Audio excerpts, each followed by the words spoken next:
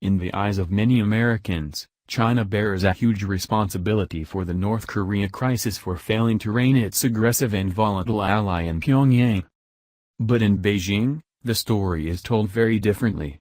Here, a large slice of the blame goes to Washington for its consistently hostile attitude toward North Korea, which has only encouraged the regime to invest in and accelerate its nuclear weapons program.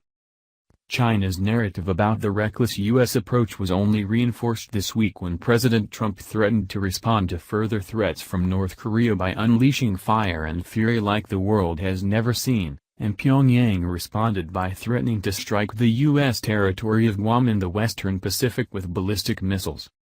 It gave China the perfect platform to project itself as the voice of reason.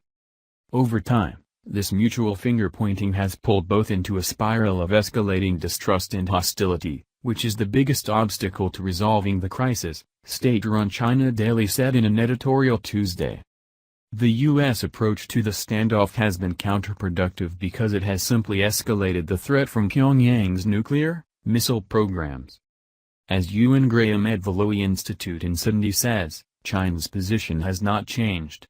It is still the default. It's not our problem, he said. That shifting of the blame between Washington and Beijing is obviously not helpful in finding a solution to this escalating crisis, experts say.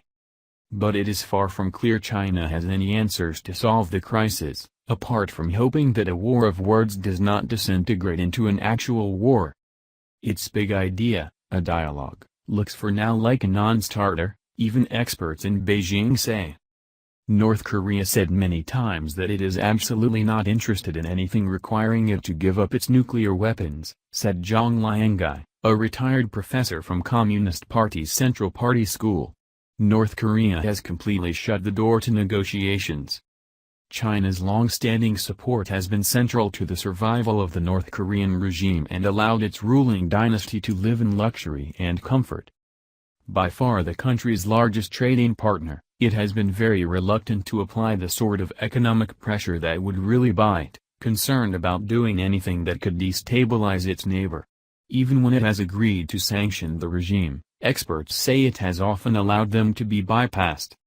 But it has grown increasingly frustrated with the Pyongyang regime, even alienated from it, and has finally supported a significantly stiffer set of sanctions at the United Nations.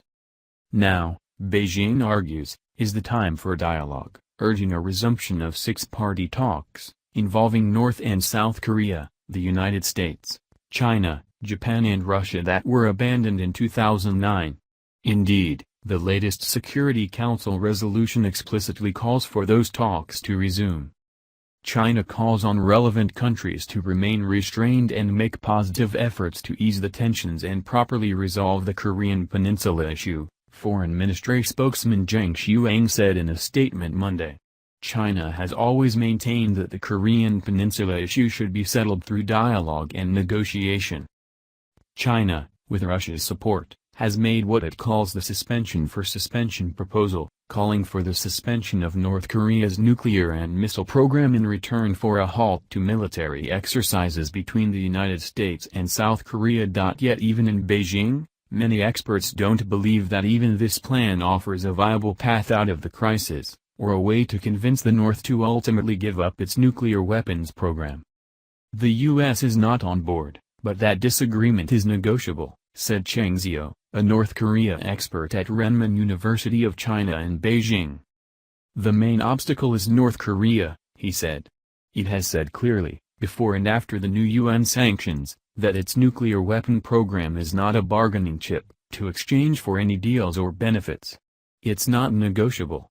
Then if this isn't negotiable, the dual suspension plan is no longer an interesting game to play. This means military conflict between the United States and North Korea, previously unthinkable, now cannot be ruled out. For now, it may be a question of hoping that neither side really intends to follow through on its threats. My suggestion to the government, hold a while, Cheng recommended to Beijing.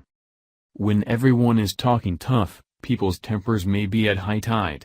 Given time, all parties may calm down.